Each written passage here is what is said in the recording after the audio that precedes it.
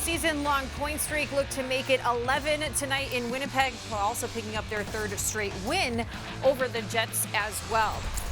Well, as we all know, Ryan Carter got a little too cool for me over the years and, moved up to the broadcast booth, but also has found a little bit of a niche when it comes to podcasting. With Wild on 7th, if you guys have not listened or now tuned in on Valley Sports North, you are missing out because there have been some of the most hilarious moments I've seen and heard when it comes to talking hockey in years. And that's thanks to you. What's it been like to see this thing take off? I tell you what, the only thing I miss about playing is on the bench and all the stories that you get in the locker room and things like that. So to bring some of those to the fans, I think is really valuable, and that's part of what the podcast is. We know these guys as players on the ice, but we really want to get to know them and show the personalities off the ice. But at the same time, what we're trying to do with the podcast is settle the audience and the fan base down, because I truly believe that winning is like a culture, and that fans in the building and that follow the club are part of that. And if you can get that positive vibe, it translates into good things on the ice. I think we saw it last year. I'm not taking credit for it. I think we saw it last year with the OT wins and the belief late in games. Down late doesn't matter. So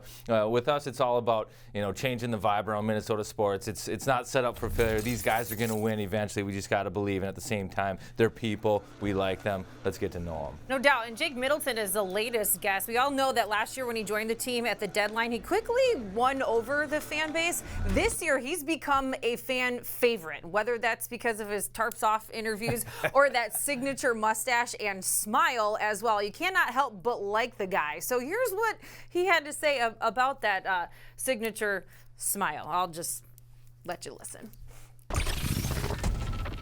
I couldn't get a flipper for like a year because that bone I got put in has to set. It's like cement. So I had to wait a year. I couldn't have anything in there. And then I got traded. So I got that turned into 18 months that year. But got my flipper, lost it about a month later. But I got another one coming. So we're good. So where did you lose it? Yeah. Don't know. That's great. So there's a tooth out there. But you lose it a lot. Is like you'll leave it someplace. You'll find it on the ground. You'll stir your coffee with it. Yeah. So basically, a front tooth for you is basically like an AirPod for me. That's what my wife said. She the tracker, the air tags. Put an air tag in his tooth. She said they need to make you something like that. Put it in your teeth. All right, so this is my 8th season hosting Wild Live. Never before have we talked about flippers. I can't even look at you. And I work with Mark Parrish, who sometimes forgets to put in his extra tooth. You brought it, and now it's sitting. There you go. A lot of people are asking me, what is a flipper? This is what a flipper is. It's a retainer with a tooth on it. But and Jake Middleton's going through the hard part because you can't have permanent teeth until everything gets set. It's a hockey thing. So you walk around with these little flippers, but you can't eat with them. So what happens is you take them out, you set them on the table, you go to dinner, then you make your way out, and you forget your tooth right there on the table. You come back to the restaurant, you say, hey, did you guys find a tooth on the table?